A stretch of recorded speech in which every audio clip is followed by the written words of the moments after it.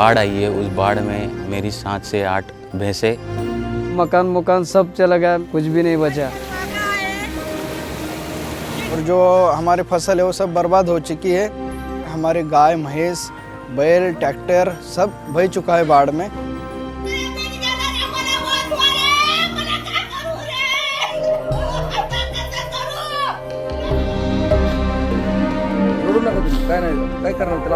दो तीन दिन से भूखे सब बाल बच्चे। कोंबड्या, बकऱ्या सगळं घर वाई गए। पैसे से हमारे इमोशंस नहीं खरीदे जा सकते। कुछ समझ में नहीं आ रहा। अभी फांसी लेने का टाइम आ चुका है। महाराष्ट्र के किसान मुश्किल में हैं। अगस्त सितंबर की बारिश से महाराष्ट्र के 36 में से 30 जिले भीषण आपदा की चपेट में हैं। अतिवृष्टि और बाढ़ ने उनकी खरीफ की फसलों को पूरी तरह से बर्बाद कर दिया है। कई जिले ऐसे हैं जहां पे 100% नुकसान हुआ है। जिन फसलों का नुकसान हुआ है उसमें कपास, मूंग, उड़द, सोयाबीन, दलहनी और तिलहनी फसलें शामिल हैं। किसानों के मुताबिक सिर्फ उनके खेतों में फसलों का ही नुकसान नहीं हुआ है, बल्कि उनके घरों और भारी मात्रा में पशु हानि हुई है।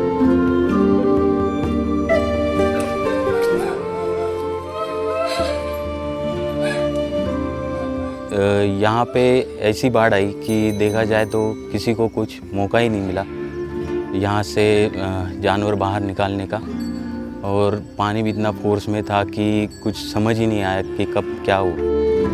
12 बजे पानी आया, तब हमारा घास खाने पीने का सब खर्च हो गया। ऐसी बारिश शिंदाड़ के इतिहास में बहुत यानी आज तक नहीं हुई। महाराष्ट्र में खेती का बहुत बड़ी तादाद में नुकसान हुआ है। किसान परिवार, उनके घरों में पानी भर गया है। जानवरों के रहने की जगहों पे भी पूरा पानी है। जानवर, दुधारू गायें बह के गई है। एक प्रकार से आसमान फट पड़ा है। हजारो हेक्टर जमीन पाण्याखाली गेलेली आहे। 5व्यांदा पूर आलेला आहे आणि या पुरामुळं ऊस असेल, सोयाबीन असेल, तूर असेल, अशा अनेक सगळे खरीप हंगामातील पिकं गेलेत। अनेक शेतकऱ्यांच्या गोटे वाहून गेले, गंजी वाहून गेलेले आहेत। शेतीचे स्प्रिंकलरचे पाईप असतील, मोटारी असतील, अनेक असं मोठ्या प्रमाणात नुकसान झालेलं आहे। आणि खरीप हंगाम तर शेतकऱ्यांचा या नदीकाठच्या गेला, परंतु रब्बी हंगामासाठी सुद्धा आता या माती शिल्लक राहिलेली नाही। रब्बी हंगाम सुद्धा कसा करावा अशा मोठ्या संकटामध्ये शेतकरी आहे। खेती का बहुत सारा नुकसान हुआ ना। काढणीला आलेले उडीद, सोयाबीन पूर्ण नुकसान। शेतकऱ्याला ओला दुष्काळ परिस्थिति गंभीर निर्माण झाली आहे। किसानों का तो काफी सारा जो भी फसल अभी हाथ पे आया था वही पूरा फसल निकल गया है। महाराष्ट्र में किस तरह से आपदा में नुकसान हुआ है वो दिखाने के लिए आपको जलगांव ले चलते हैं। खानदेश के इस इलाके में बादल फटने से 16 सितंबर को ये पेट्रोल पंप जो है पूरी तरह तबाह हो गया। अब मेरा जो पेट्रोल पंप है वहाँ इतना यानी अब मैं जो खड़ा हूँ तो मेरे सर के ऊपर लगभग 2 से 2.5 फुट तक पानी था, और पानी जो इतने प्रेशर से आया कि उसकी वजह से कि जो काम कहीं हिल नहीं सकता था उसको भी उन्होंने हिला के रख दिया। जो पेट्रोल पंप का जो एमपीडी है वो बह गया। दूसरा जो एमपीडी है उसको बहुत बुरी तरह से वो क्षतिग्रस्त हुआ, और इधर जो पंप थे अपने इलेक्ट्रिक पोल थे वो भी बह के चले गए। Air gas, digital air gas था, वाटर कूलर था, ऑटोमेशन की मशीनरी थी, बहुत सारे जनरेटर था। ऐसे जो बहुत सारी जो मशीनरी थी वो बारिश की वजह से वो बह गई।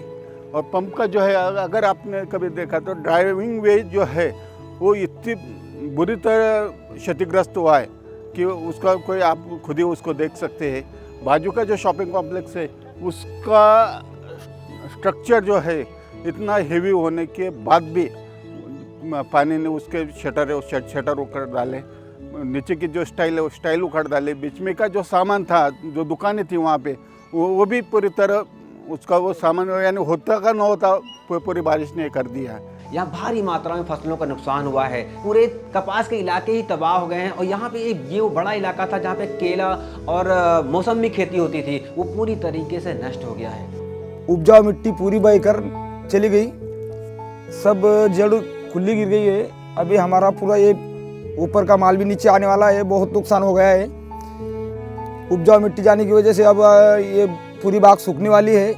तोरवर पाणी गया, मोसंबी काणी होगी, कपाशी बटी वाकी गई, काहीच राहिलं नाही आमना वार चवीने भी नुकसान होगी। में जो ठिबक डाली थी, पाइपलाइन डाली थी, सब साफ हो गए। सब बाढ़ की वजह से सब इधर बह गई है। और जो कुएं थे वो भी टूट गए, किसकी पाइपलाइन थी वो सब चला गया है। और किसी इंसान के शेततले थे वो भी पूरी तरह से फट गए ज़्यादा बाढ़ की वजह से। और सोलर थे, कुछ ऐसे थे उनके फ्लैट टूट गए, कुछ ऐसा बहुत सारा नुकसान है। 100% नुकसान हुआ है। हम यहाँ से 5 साल तक ये ज़मीन में कुछ भी नहीं उगा सकते, ऐसी हमारी परिस्थिति हो गई है। सब पूरा गांव का ऐसा नुकसान हुआ है। राजूरी से लेके छिंदाड़ तक ये जो नदी आती है, इससे दाएं और बाएं तरफ 500-500 मीटर का सब मिट्टी चला गया है। और ये जो मिट्टी देख रहे हैं आप, ये मिट्टी कुछ काम की रही नहीं। ये इसमें अगले साल भी कोई फसल आ नहीं सकती। खेती के अलावा जो जोड़ धंधे में दूध किसान हुआ, उसके बाद में पोल्ट्री हुआ, तो ये पोल्ट्री का भी बहुत बड़ा नुकसान हमारा वो 16 तारीख के रात में हुआ। वैसे ये किसान का नुकसान तो हुआ ही, लेकिन इसमें जनहानि भी बहुत बड़ी हुई। पशु थे, गाय भैंसे, वो हमारे सामने पानी में बह के चले गए। 13 से 14 बकरी की था, वो सब बाढ़ में बह गया। और इतना भारी नुकसान हुआ कि यहाँ पे हमको ये सब छोड़ के भागना पड़ा बारिश की वजह से। इतना पानी भर गया था, ये घर में यहाँ तक पानी था। मेरा सब चला गया, कुछ भी नहीं रहा। ये धान्य भी गया, ये घर भी नहीं रहा रहने को, और कुछ नहीं। ये डॉक्यूमेंट भी चले गए, आंख पे के कपड़े भी चले गए, सब चले गए, भांडे कुंडे कुछ नहीं रहा। हमारे पीछे कोई भी नहीं, क्या करना।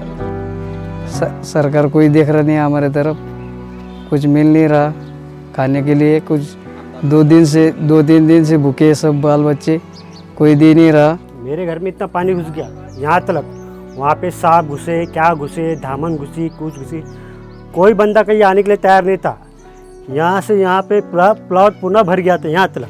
और इसके बाद हमारे पास जानवरों को चारा भी नहीं रहे डालने के लिए, खाने के लिए कुछ नहीं। इस 15 फुट पानी में हम बाहर निकले, रस्सी से बांध के बाहर निकाला हमको, और हम सब कर्जे बाजार हो गए। सरकार ने हमारे लिए कुछ तो भी करना चाहिए। अगर ये हमें सरकार ने कुछ इसका भरपाई नहीं दी तो हमारे शेतकरी फांस ले सकते हैं और फांसी लगा के आत्महत्या कर सकते हैं। जो खेती का नुकसान हुआ है, ये नुकसान की प्रॉपर भरपाई हमें की जाए। आपके माध्यम से ये मैं सरकार को, प्रशासन को ये विनंती करूँगा। घरों में से अनाज खराब हो गया, हमारे खेत में अनाज खराब हो गया। हमारा शेड है, वहाँ पर हमने अनाज रखा था। कुछ खेतों के लिए हमने जो रखा था बचा कुछ वो सब हमारा बह गया है। अब ऐसा देख कर तो हमको ये लग रहा है, हमको इधर सरकार ने नहीं दी कुछ, तो हमको फांसी लेने के टाइम आ गया, दूसरा कुछ नहीं। राज्य सरकार ने 2215 करोड़ रुपए के GR निकाले, ऑर्डर्स निकाले, जिससे 31,64,000 किसानों को फायदा होगा।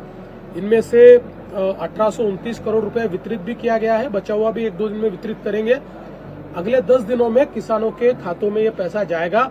साथ साथ ये काम रुका नहीं है, जहां पर अभी भी बारिश हो रही है वहां के रिपोर्ट्स तैयार करना ये चल रहा है। तो साइमल्टेनियस काम चल रहा है, ये काम कहीं पर भी रुका नहीं है।